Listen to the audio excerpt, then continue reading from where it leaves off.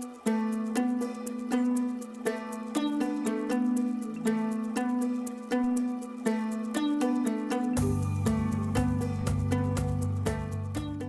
iodine deficiency is a disorder caused by too little iodine in our diet. Iodine is an essential nutrient. We have to get it from our diet. And if we don't get enough iodine in our diet, we have health problems. The major problem is that iodine is an essential part of thyroid hormone, and thyroid hormone is essential for life. So if a woman is pregnant, for example, and becomes iodine deficient, or a young child is iodine deficient, it'll lower their IQ by about 10 points because it impairs brain development.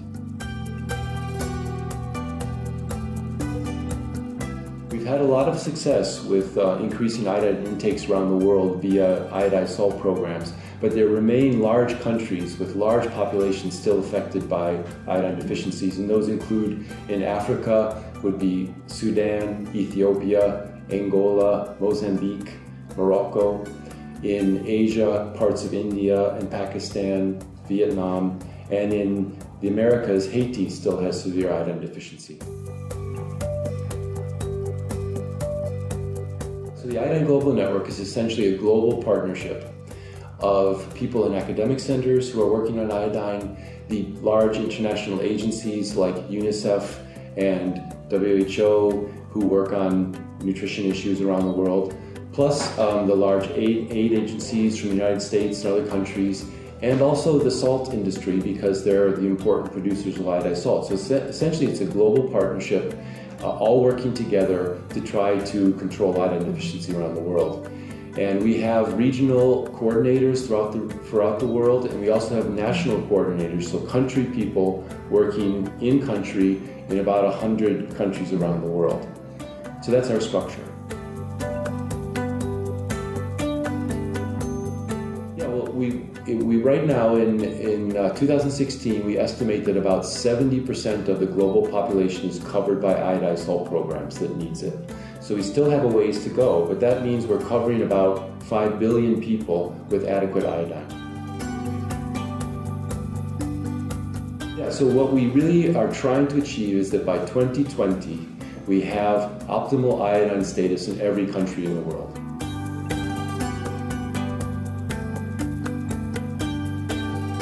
One of the best things about iodine salt programs is that they're very inexpensive.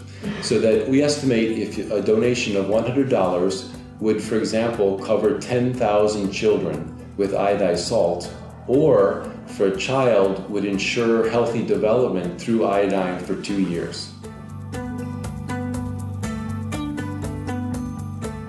Yeah, the big challenge, well, is of course funding is always an issue. I mean, there are many health issues and we need to have adequate amounts of funding in order to work effectively in countries. Also, some countries, of course, have internal problems, war, civil strife, things like that. So that sometimes also is a challenge.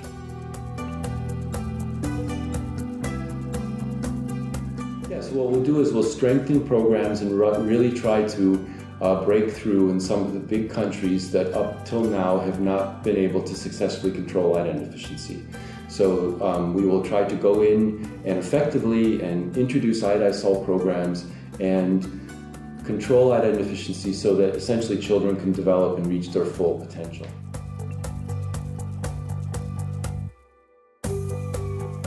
Well, the good thing about this is that it's actually an achievable goal.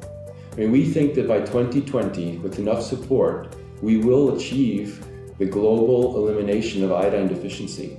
So that's what's in front of us, and actually there's really only about 25 countries left with significant iodine deficiency, and we feel like we can reach those countries in the next few years and achieve our goals.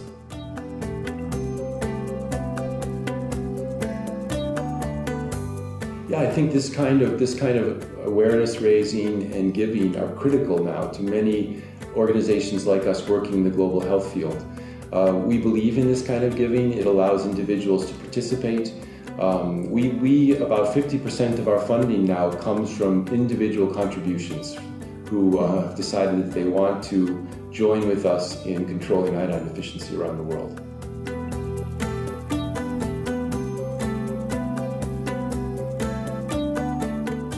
quite important. I mean, there are many examples of how when people, celebrities step in and raise awareness, it can lead to very large donations and great impact.